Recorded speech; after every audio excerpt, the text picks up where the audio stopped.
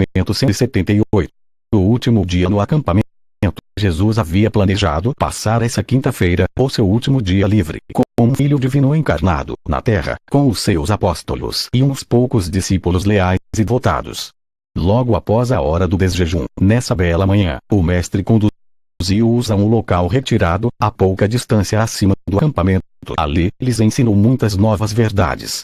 Embora Jesus tenha feito outros discursos aos apóstolos durante as primeiras horas da tarde naquele dia, essa conversa de antes do meio-dia de quinta-feira foi a sua fala de despedida aos vários grupos do acampamento, de apóstolos e discípulos escolhidos, tanto judeus quanto gentios. Todos os 12 estavam presentes, salvo Judas. Pedro e vários dos apóstolos notaram a ausência dele, e alguns até pensaram que Jesus o tinha enviado à cidade para cuidar de alguma questão, provavelmente para acertar os detalhes da celebração vindoura da Páscoa.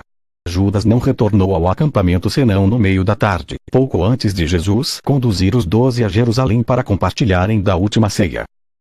Discurso sobre filiação e cidadania. Jesus falou para cerca de 50 dos seus seguidores de confiança, durante quase 2 horas, e respondeu a umas tantas perguntas a respeito da relação entre o reino do céu e os reinos deste mundo, a respeito da relação entre a filiação a Deus e a cidadania nos governos terrenos. Este discurso, junto com as suas respostas, pode ser resumido e reescrito, em linguagem moderna, da seguinte maneira. Os reinos deste mundo, sendo materiais, podem frequentemente considerar que seja necessário empregar a força física para a execução das suas leis e para a manutenção da ordem. No reino do céu, os verdadeiros crentes não recorrerão ao emprego da força física. O reino do céu, sendo uma fraternidade espiritual dos filhos nascidos do Espírito de Deus, pode apenas ser promulgado pelo poder do Espírito. Essa distinção de procedimento refere-se às relações do reino dos crentes com o reino do governo secular e não anula o direito que os grupos sociais de crentes têm de manter a ordem nas suas fileiras e de administrar a disciplina junto a membros rebeldes e indignos. Nada há de incompatível entre a filiação ao reino espiritual e a cidadania no governo secular ou civil. É dever do crente conferir a César as coisas que são de César e a Deus as coisas que são de Deus. Não pode haver qualquer desacordo entre esses dois quesitos, um sendo material e o outro espiritual, a menos que aconteça que algum César presuma usurpar as prerrogativas de Deus e exija que lhe sejam conferidas uma homenagem espiritual e a suprema adoração. Num tal caso vós, adorareis apenas a Deus e, ao mesmo tempo, buscareis esclarecer a esses dirigentes terrenos mal orientados, para conduzi-los, desse modo, também ao reconhecimento do Pai no céu. Não deveríeis prestar culto espiritual a dirigentes terrenos, nem empregar as forças físicas dos governos terrenos, cujos dirigentes possam em algum tempo tornar-se crentes, no trabalho de fazer progredir a missão do reino espiritual. A filiação ao reino, do ponto de vista da civilização em avanço, deveria ajudar a fazer de vós, cidadãos ideais dos reinos deste mundo, pois a fraternidade e o serviço são pedras fundamentais do Evangelho do Reino.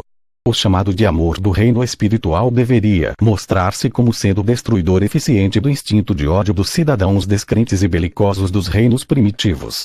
Mas esses filhos de mentes materialistas, vivendo nas trevas, nunca saberão da vossa luz espiritual para a verdade, a menos que vos aproximeis bastante deles naquele serviço social generoso que vem naturalmente como o fruto do Espírito, o qual cresce na experiência de vida de todo indivíduo que crê.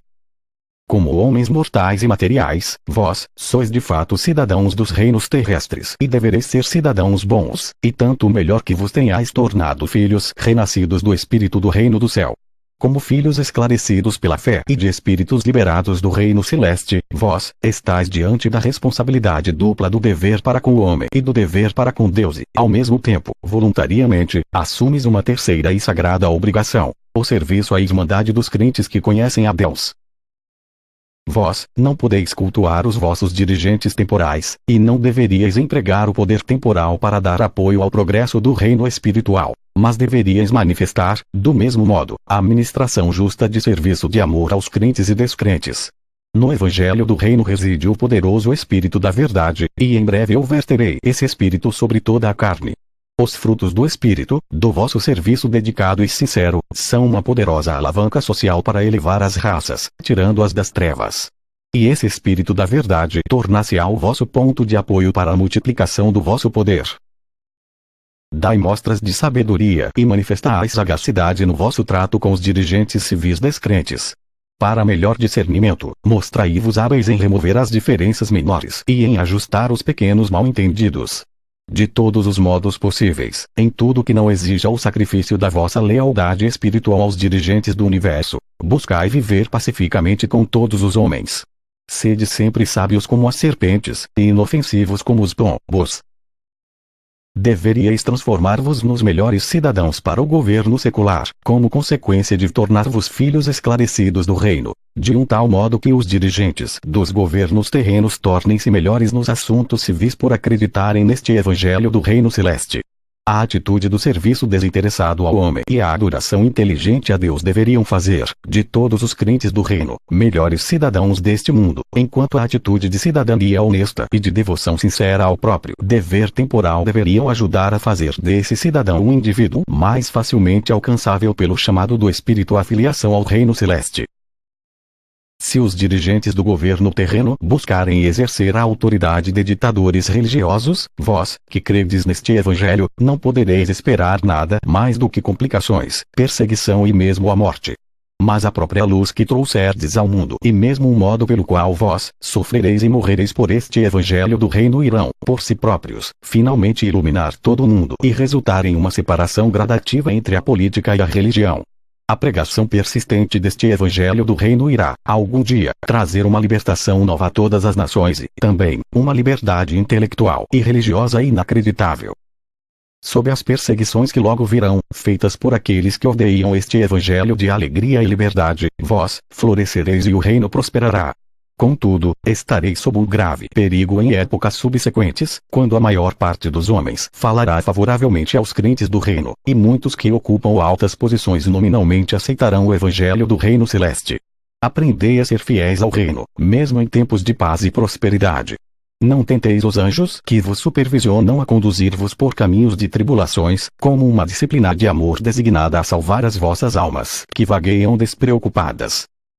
Lembrai-vos que tendes a missão de pregar este evangelho do reino, o desejo supremo de cumprir a vontade do Pai combinado à suprema alegria da realização pela fé da filiação a Deus, e não deveis permitir que nenhuma coisa distraia a vossa devoção a esse dever.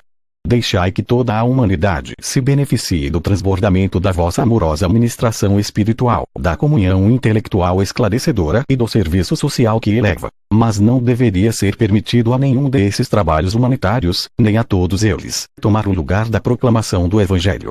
Essas ministrações poderosas são subprodutos sociais das ministrações e transformações, ainda mais poderosas e sublimes, formadas no coração do crente do reino, pelo Espírito da verdade vivo, pela compreensão e a realização pessoal de que a fé, em um homem nascido do Espírito, confere a garantia da fraternidade viva com Deus eterno. Não deveis buscar promulgar a verdade nem estabelecer a retidão pelo poder dos governos civis, ou pela aplicação das leis seculares. Vós podeis trabalhar sempre para persuadir as mentes dos homens, mas não deveis jamais ousar obrigá-los.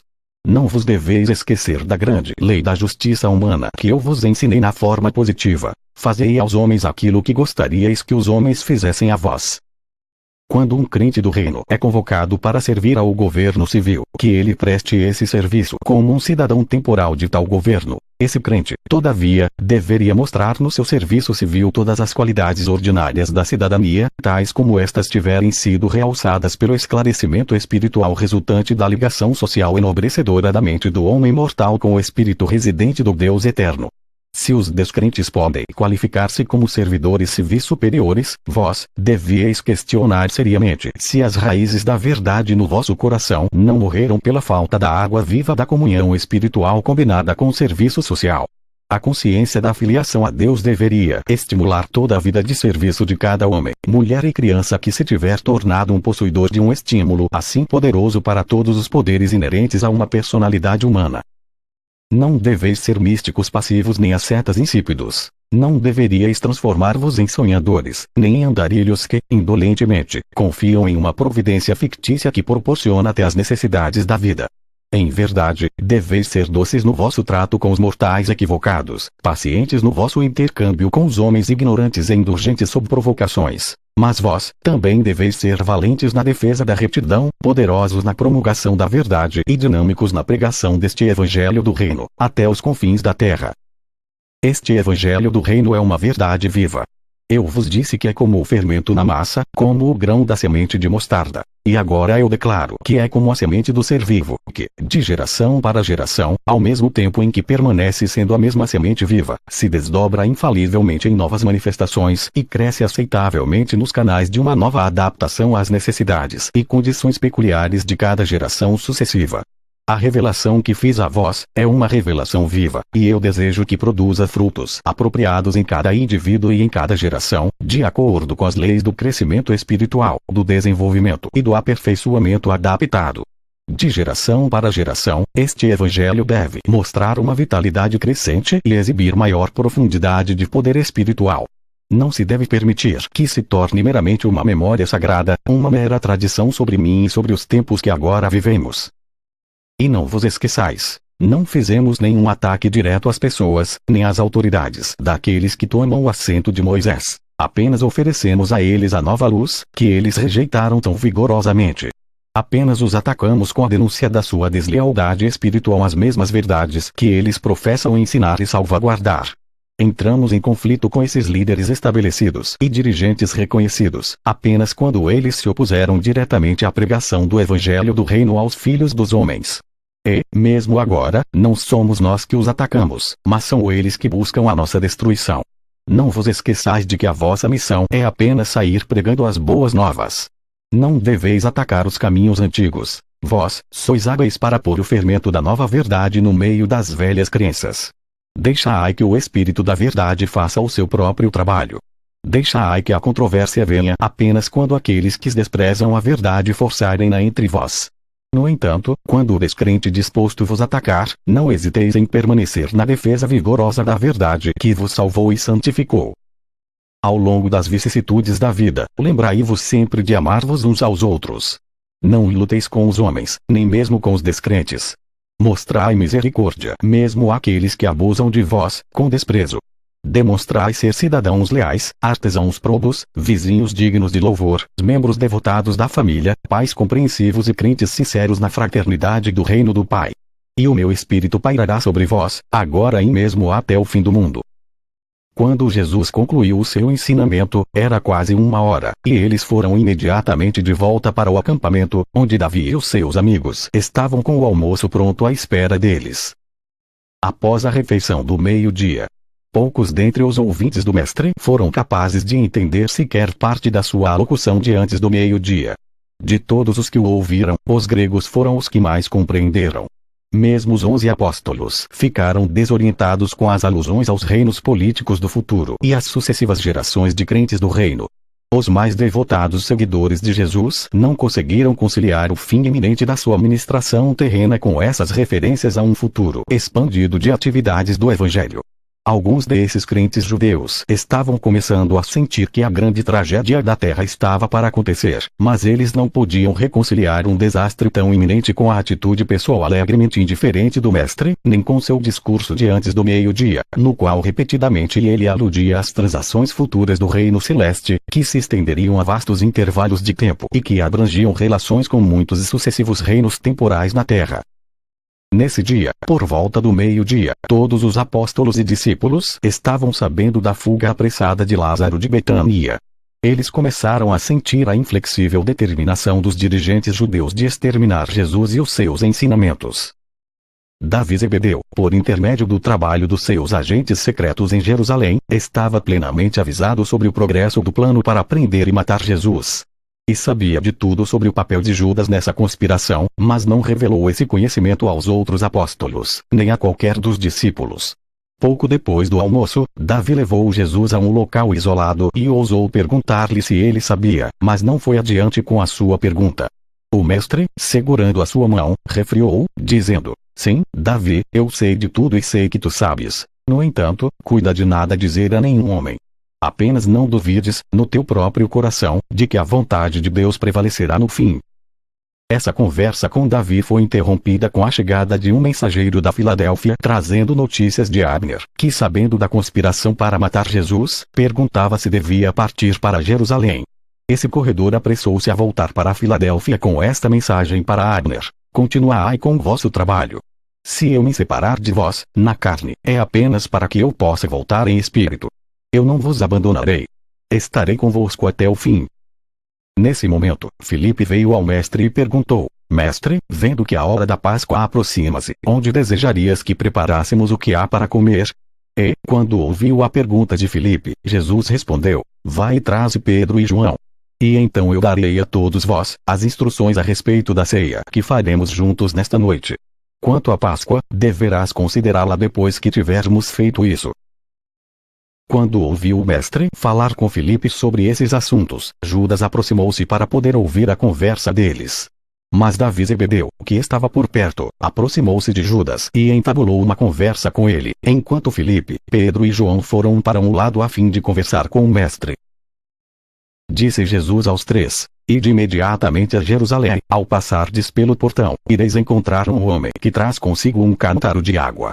Ele falará convosco, e então vós o seguireis. Ele os levará a uma certa casa, ide com ele e perguntai ao bom homem daquela casa, onde é a sala de hóspedes em que o mestre deve tomar a ceia com os seus apóstolos. E, após perguntado isso, esse dono da casa vos mostrará uma ampla sala no andar de cima, toda mobiliada e pronta para nós. Ao chegar à cidade, os apóstolos encontraram o homem com um cântaro de água perto do portão e seguiram-no até a casa de João Marcos, onde o pai do rapaz os recebeu e mostrou-lhes a sala no andar de cima pronta para a ceia.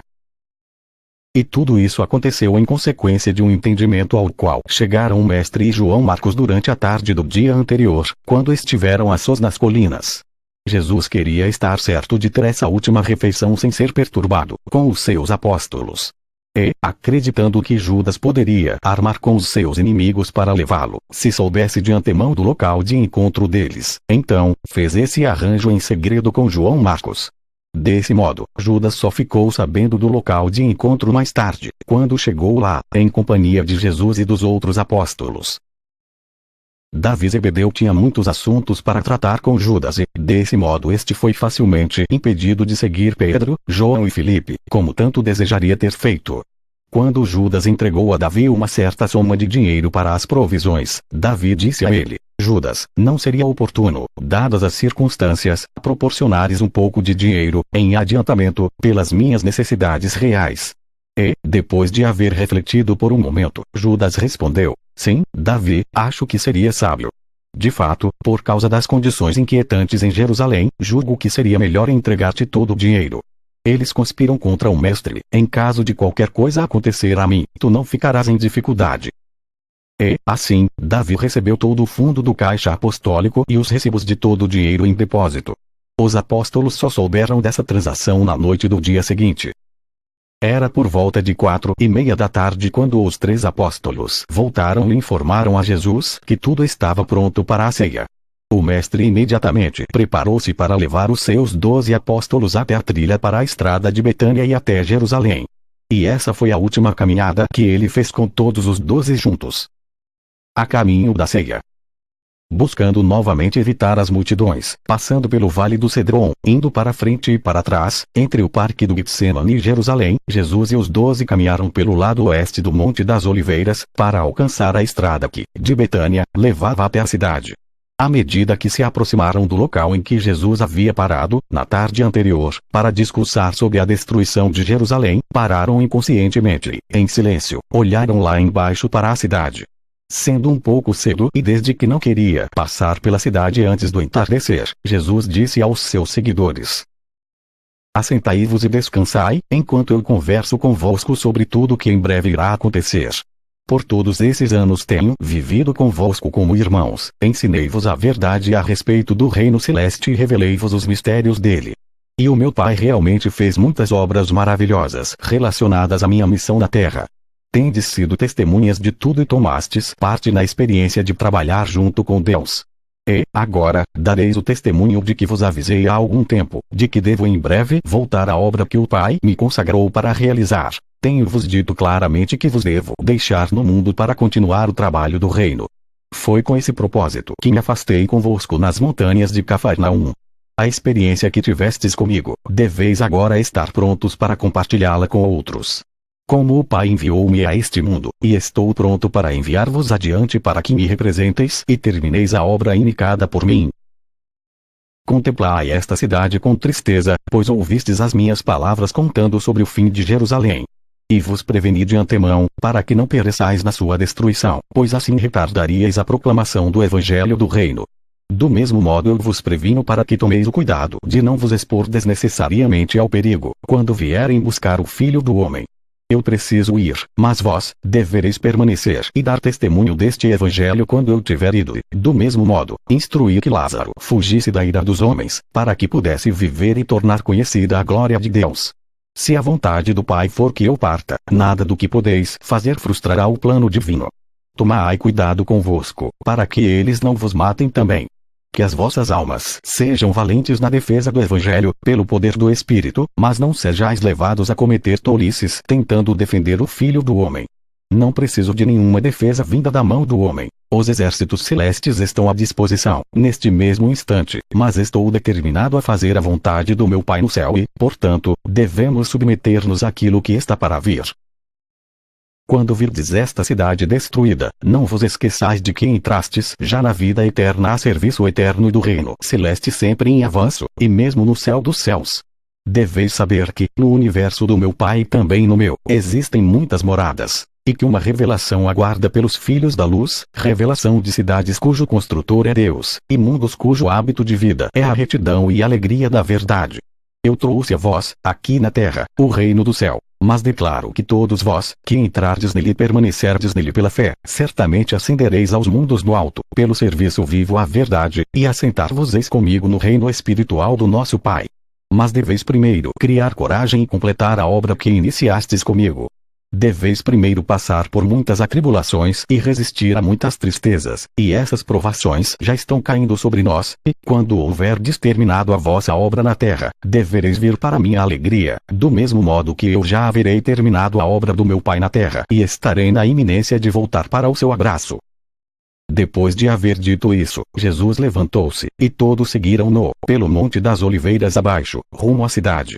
Nenhum dos apóstolos, exceto 3 deles, sabiam para onde estavam indo, enquanto passavam pelas ruas estreitas sob a escuridão da noite. As multidões apertavam-nos, mas ninguém os reconheceu, nem sabia que o Filho de Deus estava passando por ali, a caminho do último encontro mortal com os seus embaixadores escolhidos do reino. Nem os apóstolos sabiam que um dentre eles havia já abraçado uma conspiração para atraiçoar o Mestre, e que o entregaria nas mãos dos seus inimigos. João Marcos os havia acompanhado por todo o caminho até a cidade. Após haverem seguido o portão da cidade adentro, apressou-se por uma outra viela, de modo que já estava esperando para dar-lhes as boas-vindas à casa do seu pai, quando eles lá chegavam.